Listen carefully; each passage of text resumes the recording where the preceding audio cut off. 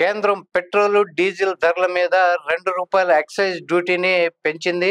అలానే petrol, diesel ధరలు రూ. 2 చొప్పున బంకుల్లో పెరిగే అవకాశం ఉంది అని పెట్రోల్ బంకులు కానీ వీళ్ళు ఈ రూ. 2 ఎక్సైజ్ డ్యూటీని చమురు కంపెనీలే భరించాలి, వినియోగదారుల మీద ఈ భారం పడదు అని కేంద్రం ప్రకటించింది. కానీ ఈ పెట్రోల్ బంకులు అయితే ఎంతో కొంత పెంచి జనాలకి సరైన అవగాహన ఉండదు అనే ఉద్దేశంతో ఈ పెట్రోల్ ఛార్జీలు పెంచే అవకాశం ఉంది. కానీ కేంద్రం దీని మీద స్పష్టంగా అయితే వినియోగదారుల మీద ఈ పెట్రోల్ భారం ఈ రూ. 2 చొప్పున లీటర్కి రూ. 2 చొప్పున ఈ భారం అనేది వినియోగదారుల మీద వెయ్యకూడదు, ఇది కేవలం చమురు కంపెనీలే భరించాలి అని స్పష్టం చేసింది.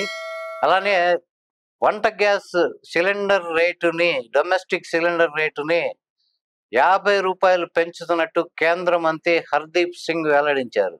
ఉజ్వల పథక లబ్ధిదారులకు కూడా ఈ పెంపు, గ్యాస్ సిలిండర్ మీద రూ. 50 పెంపు వర్తిస్తుందని ఆయన తెలియజేశారు.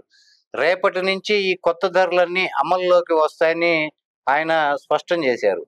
ఈ పెంపుతో గ్యాస్ రేటు రూ. 803 ఉన్నది ప్రస్తుతం గ్యాస్ రేటు, ఇది రూ. 853కి పెరిగే అవకాశం ఉంది. అలానే ఉజ్వల్ సిలిండరు ప్రస్తుతం రూ. 500 ధర ఉన్నది రూ. 550కి పెరిగే అవకాశం ఉంది. ఇప్పటికే ఈ పెట్రోల్, డీజిల్ ధరలు వినియోగ రేట్లు పెంచినా కానీ ఇది వినియోగదారుల మీద ఉండే అవకాశం లేదు అని చెప్పడం జరిగింది. అలానే ఈ విషయం మీద కాంగ్రెస్ పార్టీ ఈ ధరల పెంపు మీద ఫైర్ అవటం జరిగింది.